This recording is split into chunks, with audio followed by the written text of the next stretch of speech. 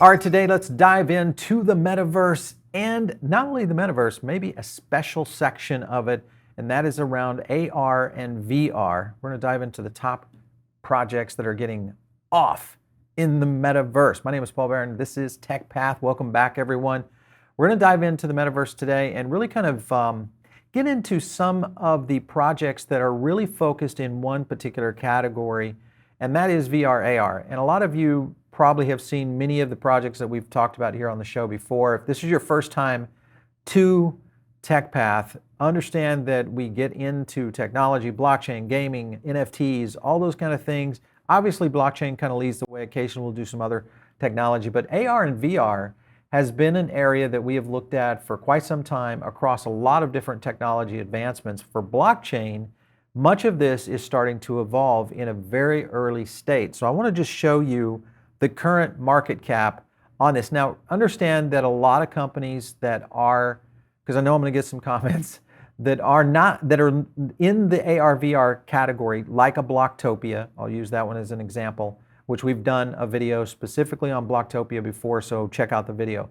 But like a Blocktopia may not necessarily have tagged themselves as an AR VR for like CoinMarketCap for a roll-up on what we're going to show you right here. So this is a good example right here. CoinMarketCap, top AR VR tokens by market capitalizations. Let me zoom in a little bit there so you can kind of see what the market cap currently holding at around $1 billion of these particular companies or projects.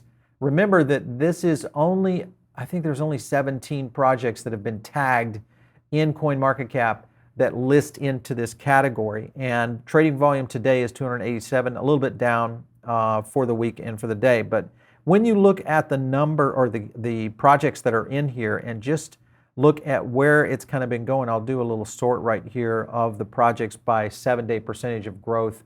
So there's Vibe, of course. MetaHero's had a big move. Ceek VR, which you guys, if you've watched my videos, you know that Ceek was in my DGen portfolio video. Just go back and search my DGen top metaverse video. You'll find a whole list of different projects that are in that portfolio, and Ceek was one that I invested in early and got out of. It did a ridiculous growth on it, so that was a good one. High Street coming in and then missed.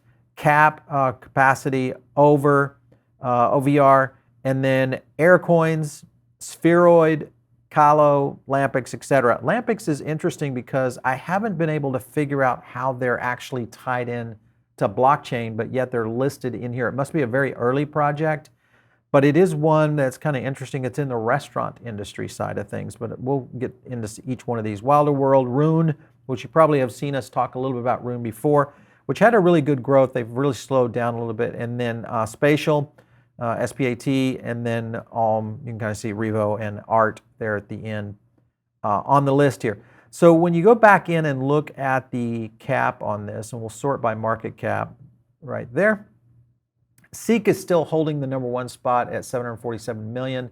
Wilder World coming in at 476 million, and then RevoMon, which is Revo, coming in at 31 million. So it's a big separation in the gap right there, as you can see in terms of market cap. So most of these projects are smaller projects and have not made it out into mainstream just yet, which is in some cases the perfect time to be jumping into some of these. Remember, we'll do these market movers, and the concept behind a market mover is pretty straightforward. We'll do some research for you. We'll dive into some of the journalistic aspects of it, what's covered on the project, and then we'll do some analysis on our own CPI, which is our crypto power index, and that will give you hopefully a direction, but not investment advice, but it will give you a direction hopefully in how you guys want to go about it. I want to talk about a couple of these projects. The first one being MetaHero. And MetaHero, just a quick visit to their website. Pretty interesting project here when you look at be your own hero with next-gen 3D tech. They've got the right approach here, I think, in terms of what they're trying to do. And if you look at some of the news that they're offering right here, they've got a whole huge update here. New artist partnerships in the making, details about their new business models and their scanners on this, and then their sister project, which is Everdome. I have not jumped into Everdome yet to really dive into what they're doing there. But this is one of those projects that has a very interesting aspect to it, all in the metaverse. Another one, of course, is Wilder World. You guys have probably seen this one quite a bit, a new dimension of AR reality. And I do think that many of these projects, when you look at how AR and VR is moving, remember that with AR and VR, it's very early in the space. Now, we do have projects happening with Meta, meaning AKA Facebook. Most likely we'll see more movement with Microsoft. A lot of the bigger guys that will really start to make, I think, some big waves in this particular category. But there are a lot of these projects that are very early and also, in some cases, a really good potential opportunity to jump into. Another one here is Ceek, which is one that I invested in and I own, and I shouldn't say owned. It was in my metaverse. This one is a little bit more around the entertainment side, so it's DeFi, music, artists, sports, content creators. Really trying to create a connection for how these content creators will start to engage on their own art. So this one I think has the potential to do something really good. The only problem I have with this project is it's got most of its pump, I feel like, out of the way. So that's one thing there. Then, of course, a little bit of the news in Ceek. Their NFT marketplace just came live, and this is on their future of music. Let me kind of jump to that one because this does show a little bit more about it. This was on Tech Times. You can kind of see a little bit about the marketplace responsible for taking music to the next level. Ceek, let me zoom in on that for you guys. Based on streaming platforms for creators to monetize their content in the virtual reality worlds, live streaming, and other emerging tech.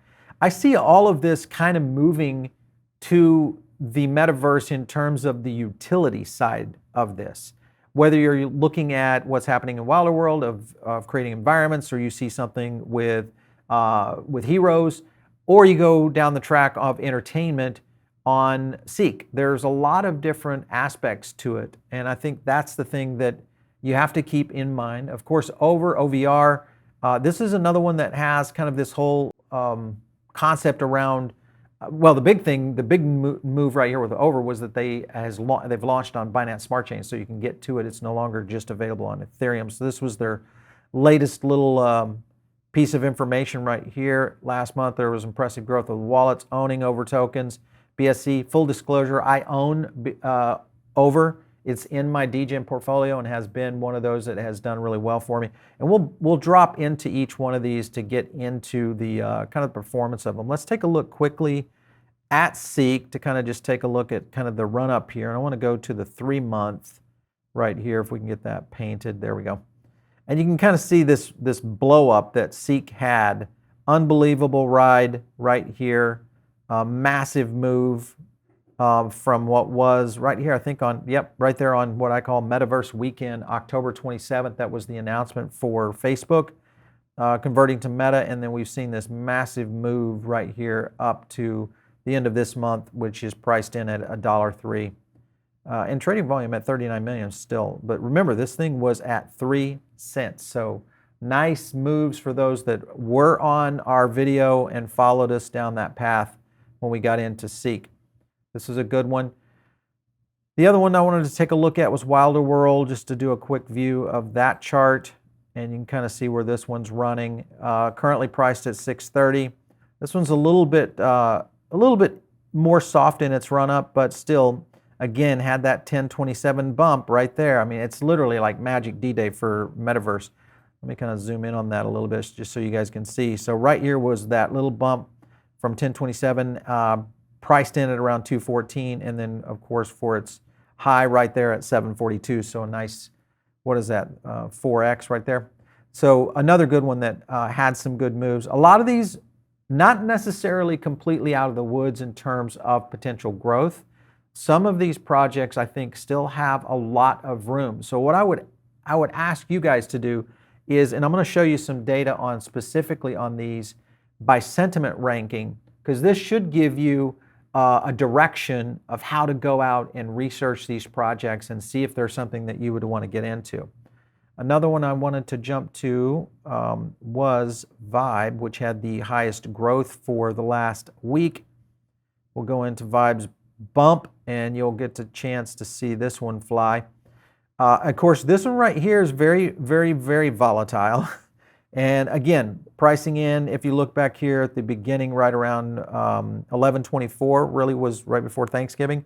This thing has really jumped and it's had massive movement right here, trading at what was right there at those highs in the 18 to 19 cent range, and then adjusting back down on retracement around to 13 cents. So another project that I still would be very cautious on this particular project, mainly because of just the volatility side of it. However, when you look at where Vibe and what Vibe is trying to do, and let me just show you a little bit about what Vibe is up to, in case you have not seen their graphics. Metaverse mining is now live, just the Vibe ecosystem, next generation NFT, developing new standards for gaming on the blockchain.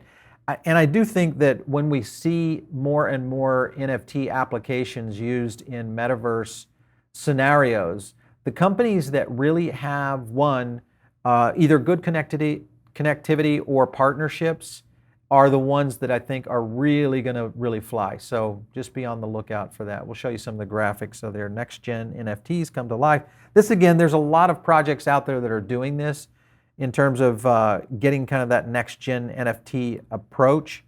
But this one is one that of course has flown off the chart.